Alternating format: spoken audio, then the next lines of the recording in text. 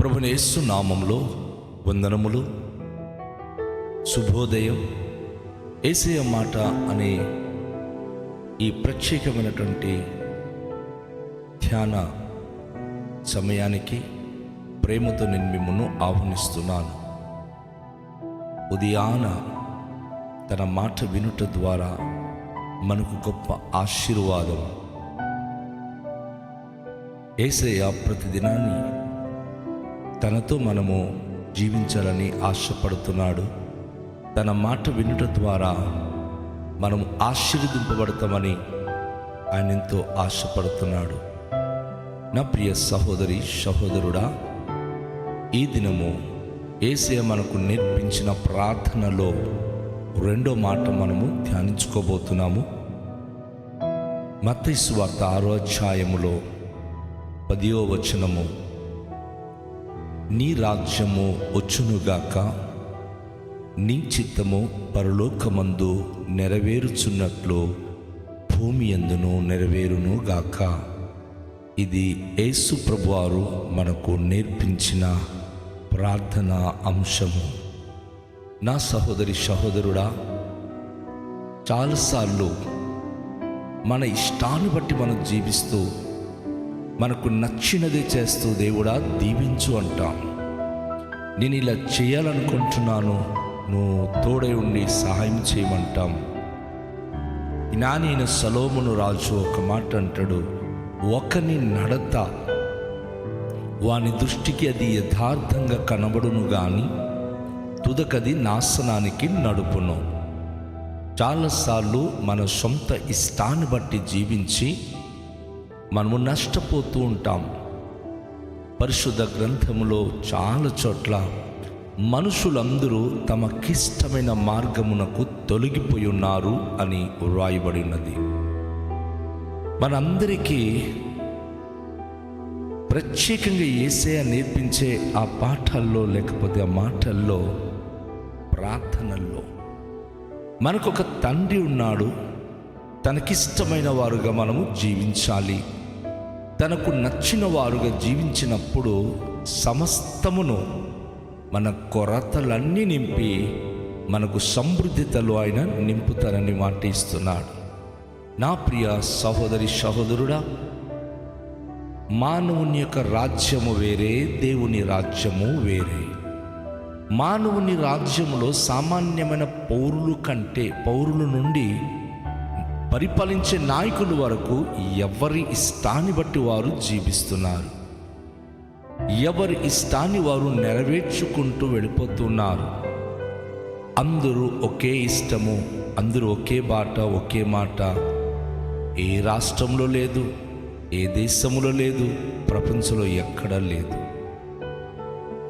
యేసు ప్రభువారు తనకున్న ఉద్దేశం ఏమిటంటే, ఆ మహోన్నతున్న దేవుని చేత నిర్మించబడిన ప్రతి మానవుడు దైవ చిత్తము నెరిగిన వారై ఉండాలి.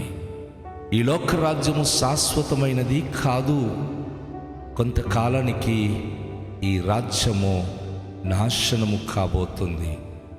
మన కళ్ళ ముందు మనం చూస్తున్న అనేకమైన కోటలు, ఒకనొకప్పుడు పరిపాలించే గొప్ప గొప్ప పేరుగాంచిన వీరులు, ధీరులు, మహారాజులే ఉన్నారా? ఎప్పుడో చనిపోయారు. వారి కోటలన్నీ కూడా శిథిలావస్థకు చేరిపోయింది. వారి బలము, వారి పరాక్రమము, వారి యొక్క సిరి సంపదలు ఏమైంది? అన్ని వారు కోల్పోయారు. ఎందుకంటే ఈ లోకము దాని ఆశలు గతించిపోవాల్సిందే. లోకములో శాశ్వతంగా ఉండాల్సింది ఏమీ లేదు. శాశ్వతమైనది దైవరాజ్యం మాత్రమే. దైవరాజ్యము మానవ రాజ్యానికి సంపూర్ణమైన భిన్నమైనది. మానవుని రాజ్యములో ఎవరి ఇష్టాన్ని బట్టి వారు వెళుతూ వారి దారికి అడ్డొచ్చిన వారికి వారు హతమారుస్తారు, అన్యాయముగా దోచుకుంటారు, తమ స్వార్థం కొరకు అనేక మందిని బలి చేస్తారు. వారి ఇష్టాలను బట్టి వారికి లోబడని వారు తమ ఎదుట ఉండకుండా తుడిచివేయాలని కుట్రలు పన్నంగాలు చేస్తారు. లోకం వైపు చూచినప్పుడు రకరకాల విధమైన మనుషులను మనం చూస్తూ ఉంటాం. భిన్న అభిప్రాయము కలిగిన వ్యక్తులను మనము చూస్తూ ఉంటాం. రకరకాల రంగులు, రకరకాల విధమైన హెచ్చు తక్కువలు, రకరకాల తారతమ్యాలు మానవ రాజ్యంలో ఉంది. కలిగిన వారు ఇంకా కలిగి దోచుకుంటూ ఎదుగుతూ ఉంటారు. లేని వారు లేమికి గురి అయి తమ స్థాని కోల్పోయి ప్రాణం కూడా పోగొట్టుకుంటారు. లోకంలో న్యాయం కావాలని ఎటు చూసినా అన్యాయమే కనిపిస్తూ ఉంటుంది. దోచుకోవడము, దోపిడి, దొంగతనాలు ఇవే కనిపిస్తూ ఉంటుంది. మానవుడు ఈ లోకంలో ఎప్పటికీ ప్రశాంతంగా బ్రతకలేడు. మానవుడు ఈ లోకంలో సంతోషభరితమైన జీవితాన్ని పొందుకోలేరు. ఈ లోకంలో ఏ మానవుడికి సరైన న్యాయము దొరకదు. అయితే యేసు ప్రభువారు చెప్పిన దేవుని రాజ్యము అది శ్రేష్టమైనది. దేవుని రాజ్యము చాలా ఉన్నతమైనవి. మహానుభావుడు అపోస్తలుడైన పౌలు అంటాడు, దేవుని రాజ్యము భోజన పానము నిమిత్తము కాదు గాని. చాలామంది ఈరోజు కూటి కొరకే కోటి విద్య అని ఎవరు ఆహారం పెడితే వారి మాట్లాడటం, ఎవరు మనకు రహస్యంగా కానుకలిస్తే వారి వైపు మనము ఒరిగిపోవడం, లంచాలు ఇచ్చిన వారికి, న్యాయము తప్పి వారికి సహకరించడం ఈ లోకంలోని మాత్రమే. కానీ దైవ రాజ్యంలో ఇవన్నీ చెల్లుబాటు కాదు. దేవుని రాజ్యము ఎలాంటిది అంటే నీతి, సమాధానము, పరిశుద్ధాత్మలో అందరూ సంతోషంగా జీవించే భాగ్యము. అది పరలోక రాజ్యం యొక్క ఉనికి, పరలోక రాజ్యంలో ఉండేటటువంటి ప్రత్యేకత. నీతిగా జీవించినప్పుడే నీతిమంతులే తండ్రి రాజ్యానికి, పరలోకానికి చేరగలరు. అందరితో సమాధానం కలిగిన వాడే దైవరాజ్యానికి హక్కుదారుడు కాగలడు. దైవాత్మతో నడిపించబడుతున్న వ్యక్తులే దైవరాజ్యానికి హక్కుదారులు కాగలరు. మన ఇష్టాన్ని బట్టి మనం జీవించి, మన ఇష్టాన్ని బట్టి బ్రతికినప్పుడు దైవరాజ్యానికి అనార్హులమైపోతాం. మన ఇష్టానికి ఎప్పుడు కూడా మనము లోబడకూడదు. అందుకే యేసు అంటున్నాడు, తండ్రి రాజ్యము వచ్చునుగా కానీ చెప్పండి. తండ్రి రాజ్యము అది చాలా శ్రేష్టమైనది. ఆ రాజ్యము మీరు కోరుకున్న వెంటనే ప్రభు చెప్పిన మాట ప్రకారంగా మీరు నీతిమంతులుగా బ్రతకాలన్న ఒక వాంఛ కలుగుతుంది. దైవ రాజ్యములో చేరాలనుకున్నప్పుడు మీరు అందరితో సమాధానంగా ఉండాలి, ఎవ్వరికి హాని చేయకూడదు అన్న గొప్ప మనసు మీకు లభిస్తుంది.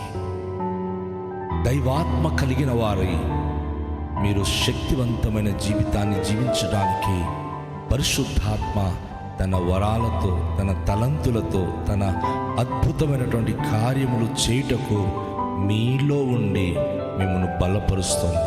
కనుక దేవుని రాజ్యం అంటే ఇవన్నీ కూడా మీరు కలిగిన వారై ఉండాలి అని యేసయ్య చెప్తా ఉన్నాడు. అంతేకాకుండా నీ చిత్తమే నెరవేరునుగాక. మన ఇష్టము పోవాలి. ఒక మానవుడిలో అహంకారం ఉన్నంత కాలము నేను, నాది, నా ఇష్టమని పదం వాడుతారు. ఎప్పుడైతే ఒక మానవునిలో దైవాత్మ వచ్చి తాకుతుందో అప్పుడు తన మాట తీరు, నేను కాదు ప్రభువా, అంతా నువ్వే. ఈ ఉన్న ఇల్లు నాది కాదు ప్రభువా, నువ్విచ్చిందే. ఇచ్చిన ఈ భార్య బిడ్డలు నేను సంపాదించింది కాదు దేవుడా, నువ్విచ్చిందే. ప్రతి విషయంలో తనకు కలిగినవన్నీ కూడా అది దైవానుగ్రహము అంటాడు. అహంకారం ఉన్నప్పుడు ఇది నాది, నాది, నాది అంటాడు. దైవాత్మ తనలోనికి వచ్చినప్పుడు తన చుట్టూ ఉన్నవన్నీ కూడా దేవుడిచ్చినదే అని ఆయన దేవునికి ఘనపరుస్తాడు. అందుకే మన కుటుంబములో, మన జీవితంలో, మన ప్రతి పరిస్థితులలో ఆయన చిత్తమే నెరవేరాలి. అవును, ఆయన చిత్తానికి మనం అంకితమైనప్పుడు మనం ఎలా ఉండాలో, ఏ రీతిగా మనము ఏ పని చేయాలో తన చిత్తమే మనకు నెరవేరుస్తుంది. ఆయన భక్తుడైన దావీదుతో ఒక మాట సెలవిస్తున్నాడు. ఎప్పుడైతే నీ అతిక్రమాన్ని విడిచిపెట్టి, నీ పాపిష్ట జీవితాన్ని విడిచిపెట్టి నన్ను వెంబడిస్తావో, నా వైపు చూస్తావో, నీ పాపములు విడిచిపెట్టి పరిశుద్ధ జీవితము కలిగి ఉండడానికి ఆశపడతావో, నీ మీద దృష్టి ఉంచి నీకు ఆలోచన చెప్తాను, నీకు ఉపదేశము చేసి నువ్వు నడవలసిన మార్గం గురించి నీకు బోధిస్తానని ప్రభు తెలియచేశాడు. మన ఇష్టం కాదు, ప్రభువా నీ చిత్తమే మా జీవితంలో నెరవేర్చు అని ఎప్పుడైతే మనము ప్రార్థన చేస్తామో, దేవుని చిత్తానికి లోబడుతున్న మన జీవితాల్లో ఆయన మన పట్ల కలిగి ఉన్న ఉద్దేశాలు, మన పట్ల కలిగి ఉన్న తన ఆలోచన ఉన్నతమైనవి. అది మనకు ఆయన బయలుపరుస్తాడు. ప్రవక్త యెషయా ద్వారా ప్రభు అంటూ ఒక మాట ఆయన వ్రాయించాడు. మీ తలంపులు దేవుని తలంపుల కంటే శ్రేష్టమైనవి కావు.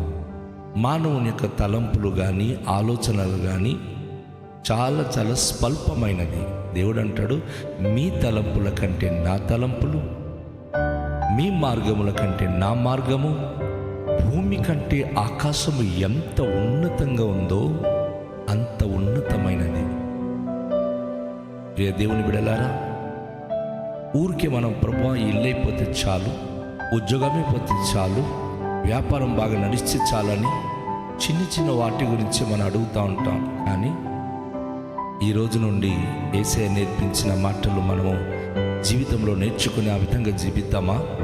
యేసయ్య ఏమంటున్నాడంటే, నీ చిత్తమే మా జీవితంలో నెరవేరును గాక. మనం కోరుకుంటున్నాం, కానీ అది దేవునికి ఇష్టము లేదు. మనం కోరుకున్నటువంటి ఆ కోరికల్లో దేవుడు ఏ విధంగా ఆయన మన ఫ్యూచర్ చూస్తున్నాడో అది ఆయనకి తెలుసు. అందుకే ఒక ప్రవక్త ఇర్మియా అని చెప్పి ఆయన ద్వారా యేసయ్య మరొక మాట అంటున్నాడు. ఏంటంటే, రాబోవు కాలమందు మీకు మేలు కలుగునట్లు సమాధానకరమైన ఉద్దేశములు మీ కొరకు నేను కలిగి ఉన్నానంటాడు. హానికరమైన ఆలోచన దేవుడికి ఏమాత్రం లేదు. మనం ఏమనుకుంటాం, మన ఇరుగు పొరుగు వారి కంటే, మనకి ఎవరితో అయితే కాంపిటీషన్ ఉందో వారికంటే గొప్పవాళ్ళం అయిపోవాలనుకుంటాం. కాదు, దేవుని చిత్తానికి నువ్వు లోబడిపోతే, దేవుని ఇష్టానుసరంగా జీవించడానికి దేవునికి నువ్వు అంకితం అయిపోతే, నీ ఇష్టం కాదు దేవుని ఇష్టమైనప్పుడు నీకు ఉన్నత శిఖరానికి ఆయన నడిపిస్తాడు. నువ్వు స్వల్పమైన వ్యక్తి కావచ్చు, నీకు ఏమీ లేని స్థితిలో ఉండి ఉండొచ్చు, కానీ దేవుని చిత్తానికి నిన్ను నువ్వు అంకితము చేసినప్పుడు ఆయన ఉద్దేశము నీ పట్ల చాలా ఉన్నతమైనవి, చాలా ఉన్నతమైన తలంపులు కలిగిన వాడు ఆయన. మరి ఆయనకి మనను మనం సమర్పించుకుందామా? ఆయనకు మనము ప్రార్థన చేద్దామా? ఆయన చిత్తం మన జీవితంలో నెరవేరునట్లుగా కోరుకుందాం. మికిలి దయగల పరలోకపు తండ్రి, మీ పరిశుద్ధ నామానికి వేలాది వందనాలు, స్తోత్రాలు. ఈ దినము మీ రాజ్యమును గురించి, మీ చిత్తానికి లోబడుట ఉండుట ద్వారా మా జీవితంలో కలిగే అనుభూతుల గురించి మాకు మీరు నేర్పించారు. అందులకై మీకు వందనాలు. అనేక సార్లు మా ఇష్టాన్ని మేము మీ ముందు పెడుతూ ప్రార్థన చేస్తూ ఉంటాం కనుక మా ప్రార్థనకు జవాబు రావట్లేదు. కానీ మీ చిత్తమే అని ప్రార్థించినప్పుడు నిశ్చయంగా మా పట్ల మీకున్న ఉద్దేశము, సమాధానకరమైన గొప్ప ఉన్నతమైన ఉద్దేశములు, అది మేము తెలుసుకునే భాగ్యము దయచేయండి. మీకు లోబడిన వారికే మీరు హెచ్చించే దేవుడవు ప్రభువా. మీ చిత్తానికి ఎవరైతే అంకితమవుతున్నారో వారి పట్ల ఉన్నతమైన ఉద్దేశములు కలిగి ఉన్నత స్థితిలో వారికి నిలబెట్టే దేవుడవు. ఈ ఉదయకాలములో ప్రతి ఒక్క ప్రియ సహోదరి సహోదరుడు, ప్రతి ప్రియ బిడలు దైవ చిత్తాన్ని నెరిగిన వారు, దైవ చిత్తానికి లోబడిన వారి జీవించే భాగ్యం అనుగ్రహించుమని, ఈ సందేశం విన్న ప్రతి బిడల జీవితాల్లో అద్భుత ఆశీర్వాదమును అనుగ్రహించి మీకు అంకిత భావముతో మీ చిత్తానికి వారు లోబడి జీవించినప్పుడు వారి మనోవాంఛ సఫలపరిచి మీ దీవెనతో నింపి సమస్త మహిమ ఘనత ప్రభావములు మీరే పొందుకునుమని నాజరుడైన యేసు నామములో ప్రార్థిస్తూ వేడుకొనుచున్నాము పరమ తండ్రి, ఆమేన్. అందరికీ షాలోమ్. ప్రభు మిమ్మును దీవించునుగాక.